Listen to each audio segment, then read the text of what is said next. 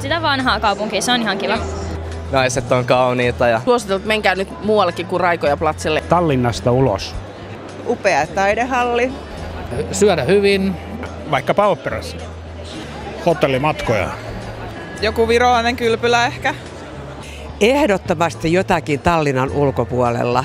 Eli 2-3 tunnissa siis sekä omalla autolla että yleisellä kulkuneuvolla melkein menee siis etelästä pohjoiseen tai lännestä itään.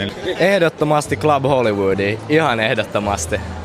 Kylpylät, Viron maaseutua, Pärny hiekkarannat.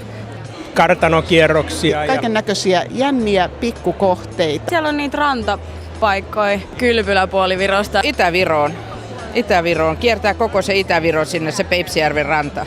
Moottoripyörillä kiertämään Estinmaata. Siellä on hirveän kivoja kauppoja. Seuraavan kerran minä menen spaahan.